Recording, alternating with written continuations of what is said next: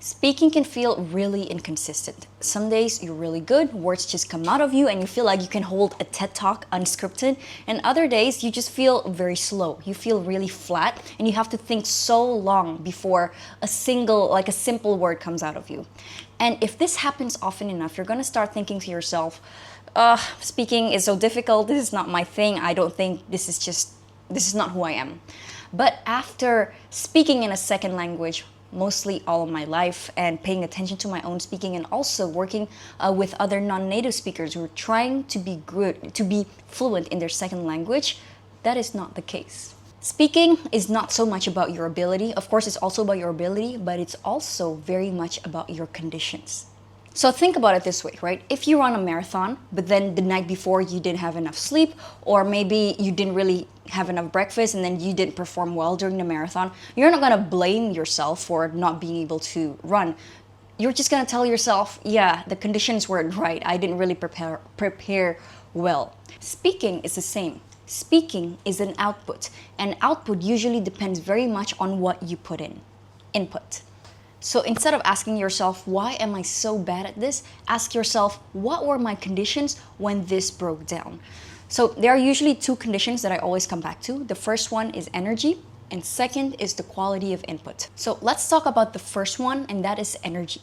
So by energy, I don't only mean physical energy, although that also applies, but it's more about cognitive energy, or sometimes we would call it mental clarity.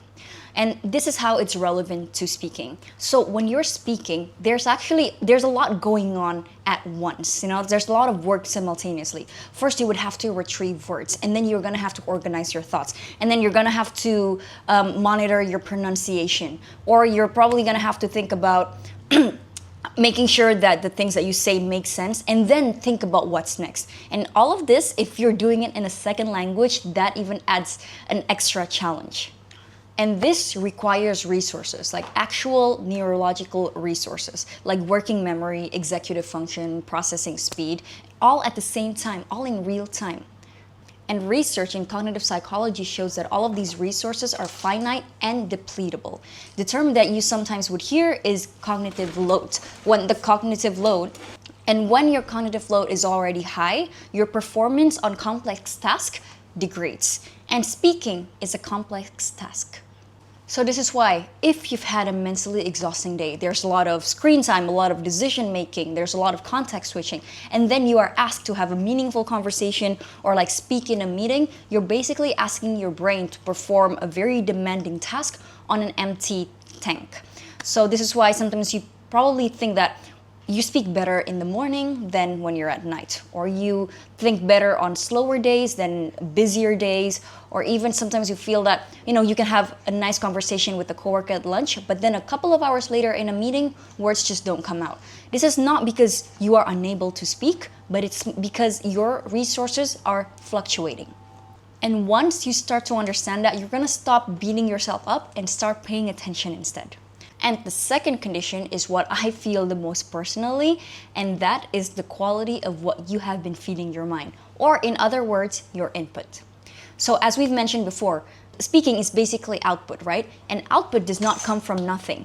Output is very much connected to what you have been feeding your mind. It comes from input, from the thoughts, the language, the ideas, the words that has been circulating in your head. And how do you get all of these ideas, forms, and language in your mind? By putting more resources inside from external sources. And this could be from podcasts, from books, from videos, whatever it is. And the quality of what comes out of your mouth really depends on how well you chose these. Whatever it is, wherever you get your input, the quality of what comes out of your mouth really depends on the quality of what went in. So that is a basic principle. So there are periods where I felt genuinely articulate, that I can really express my ideas very clearly, that I can have deep conversations, that I can have, a long talk about topics that I'm not even super familiar with. And there are other seasons where I just feel very flat and very slow, where I cannot even maintain a short conversation. I would mistake multiple words together. I would forget words, and it gets very frustrating. And whenever I look at what was different between the two periods is really the quality of the things that I have been consuming. So in periods where I feel very articulate, I noticed that I've been reading a lot of books. I would be watching a lot of long form YouTube videos, and this is very important. I would be listening to podcasts. I would have naturally higher curiosity to learn about things. And others, the seasons where I am flat, that's when I actually doom scroll the most, where I consume a lot of these shallow surface level content that doesn't really give me enough deeper insights to be able to work from. So usually like shorter content that you see from TikTok on Instagram, these kind of content are usually enough for you to understand the point but not really go deeper. And in order for you to speak more fluently about topics, you're gonna have to have a deeper knowledge about that. And usually these short form content do not give you that depth. And I also realized that when I consume these content, I am mostly passive. Whereas when I consume longer videos or books, I am a lot more actively engaged. I have my own thoughts. I can go deeper. I can make sense of it a lot more and connect it to the other knowledge that I've had before, or connected to my existing knowledge. For me, the main difference is that spending time with my own thoughts instead of passively consuming content that I do not choose, that are just pushed on me. Yeah, for some reason, whenever I doom scroll and consume a lot of these short content, nothing really sticks. You know, like let's say there are some content that's like, oh, this makes sense, and then you would save it or you would even send it to yourself, but you forget about it. You never go back into it. Whereas when you watch longer videos on YouTube, it sticks with you, the knowledge, because the person who talks about it goes deeper into it, and then you actually have this opportunity and this time to start make sense of it yourself. There's that stickiness factor. This is why you probably notice that people who read a lot, they tend to be more articulate. And you can see this in professors or even like public speakers. What are some of the things that are similar about them? They read a lot. They put a lot of input inside their mind so that they can speak more about it out loud. So next time that you're thinking to yourself, yeah, I never really know what to say, ask yourself, what have I been feeding my mind? So now that you know the two conditions, the next question is, what am I supposed to do with that? How do I work with them? So in this video, I'm not going to give you like a 5-step system to solve it, because it's not about overhauling your life, but this is just going to help you to read yourself better.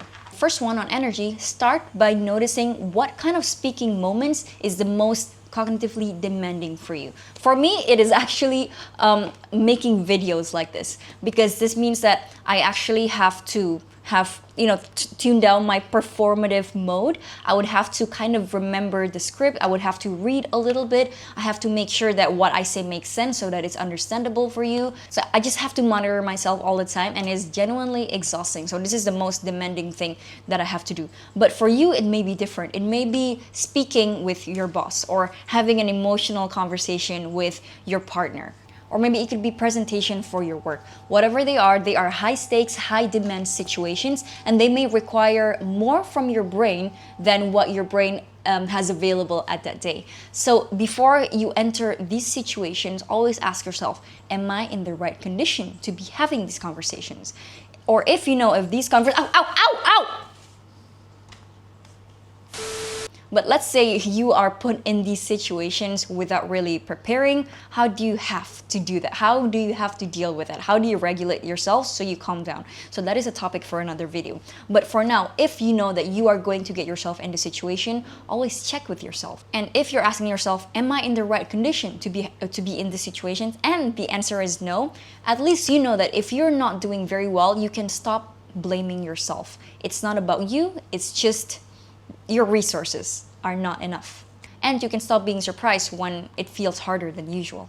And of course, when it comes to input, I've said that quite briefly before, but it's very simple. If you really tell yourself that I cannot really speak very well, I'm not very interesting, that is the only question that you have to ask yourself. What have you been feeding your mind?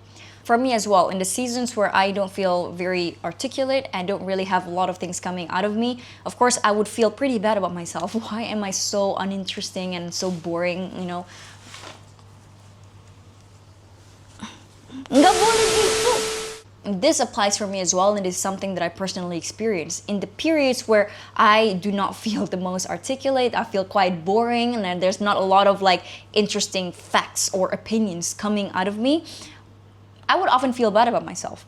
But then, of course, instead of feeling bad about myself, it's like, oh, maybe I'm actually not as smart as I think.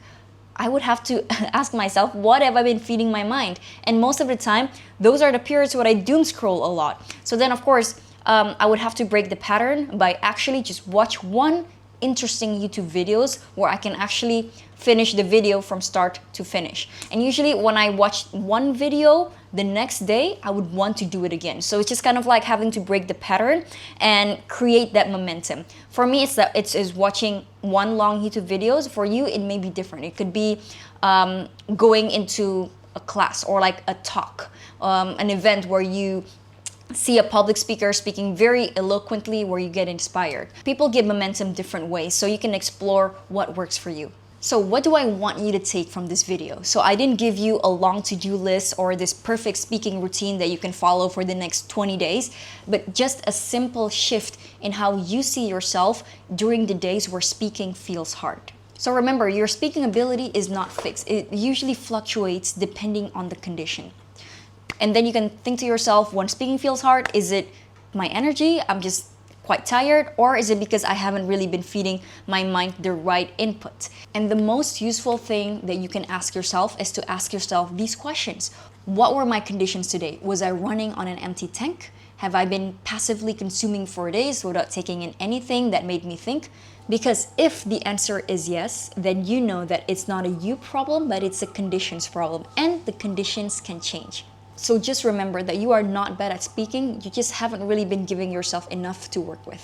So thank you for staying until the end of the video. Until next time, and bye-bye. Guji guji gu, guji guji gu, guji guji gu.